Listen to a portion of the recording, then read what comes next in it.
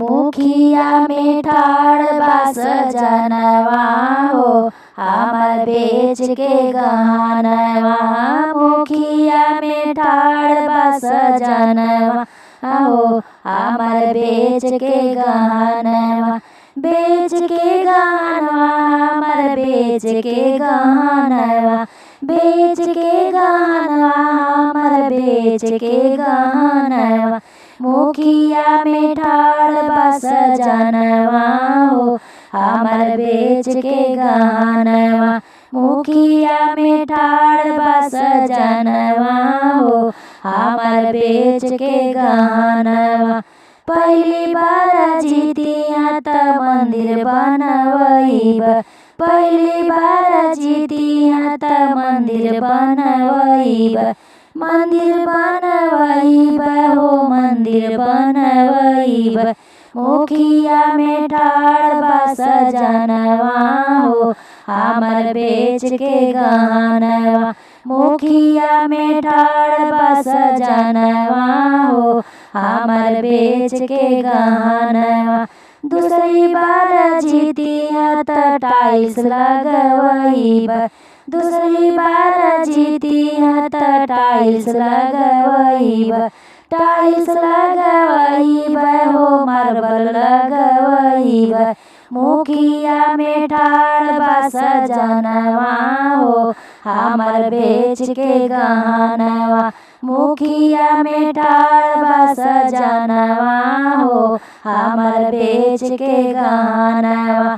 तीसरी बार जीतिया त खिड़की लगवैब। तीसरी बार जीतिया त खिड़की लगवैब। खिड़की लगवैब दरवाजा लगवैब। मुखिया में ठाड़ बा सजनवा हो हमर बेच के गहनवा। मुखिया में ठाड़ बा सजनवा हो हमर बेच के गहनवा। चौथी बार जीतिया त कलर करवैब। चौथी बार जीतिया त कलर करवैब। कलर करवैब हो पेंट करवैब। मुखिया में ठाड़ बा सजनवा हो हमर बेच के गहनवा। मुखिया में ठाड़ बा सजनवा हो हमर बेच के गहनवा। पाँचवी बार जीतिया त चर्चा करवैब। पाँचवी बार जीतिया त चर्चा करवैब। चर्चा करवैब हो पूजा करवैब। मुखिया में ठाड़ बा सजनवा हो हमर बेच के गहनवा। मुखिया में ठाड़ बा सजनवा हो हमर बेच के गहनवा। हमरो हरिंदर भैया तीन सूत्र बतावना।